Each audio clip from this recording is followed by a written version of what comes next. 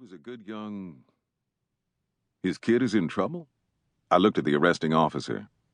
Scott, why don't you fill Jerry in? Judge Kelly asked the officer. Evans took out his pad, took a few seconds to read his notes, then looked up at me. I was on patrol last night just after 9 when I saw a Ford Taurus driving erratically along the street parallel to the highway. The lights weren't on and the car was weaving. I thought it was a drunk, and I put my lights on. When I did that, the car sped up a bit, then braked, then sped up, and skidded into a light pole. No major damages, but I got the feeling whoever was driving was just lucky at that time. I told them over the loudspeaker to turn the engine off, and they complied.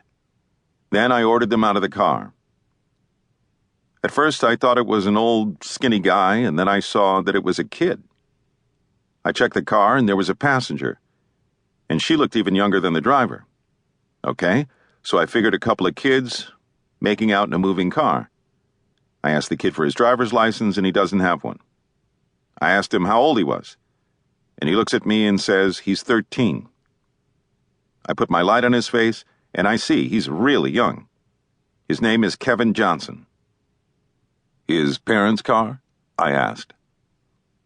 No, it's the girl's father's car, Evan said. She's 13, and I look at her face, and I see she's been crying. Her face is all puffy and red. I take the guy to the back of the car and ask him what's going on. He gives me a nothing. So I cuff him and tell him to sit on the sidewalk next to the car, and I go to the girl, and I ask her what's going on. She gives me the same nothing, which incidentally pisses me off. I don't know the kid is the son of a policeman who was killed in the line of duty. You couldn't know that, Judge Kelly said. So I get the girl's ID and her telephone number, and I call her house. I get the father, and I tell him I just stopped 2 kids in his car and ask him if he knows anything about it. What did he say? I asked.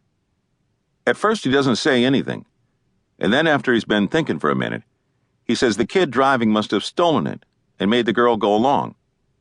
Okay, so it's a stolen car rap, kidnapping, driving without a license, damaging city property, the light pole, plus traffic violations.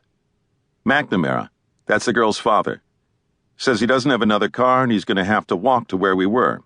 I tell him to stay home and I'll bring the girl to his house. Which is where? I asked. Elliston Place, Evans said. Over past the water tower. Okay. So I take the girl home and I ask the father if he wants to press charges because the charges can be pretty steep, Evans continued. Meanwhile, I'm checking out the girl, and she's looking down and the father's looking away from her, and the boy, Kevin, is just sitting in my car with his head down. Something's going on, I said. Yeah, but nobody's talking. So I ask the father again, does he want to press charges? And he says yes, Scott says. Then I asked the girl if the boy did anything to her, if he hit her or touched her in any way, and she says no. The father tells me that his wife is sick, and is it okay if he comes down to the station to press charges in the morning? And I said it was, and told him where to come.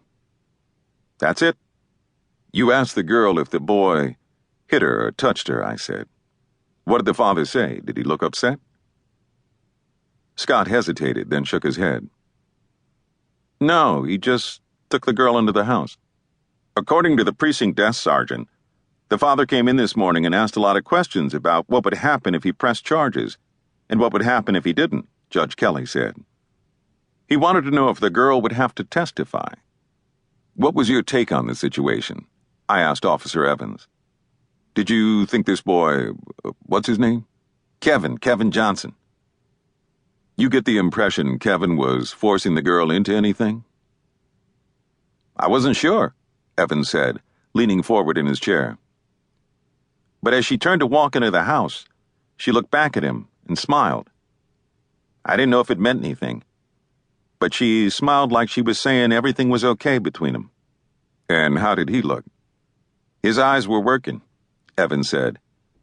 He was looking around and thinking hard, but he kept his mouth shut. I asked him on the way to the station if he thought he was a tough guy. What did he say? Nothing, not a word. So what do you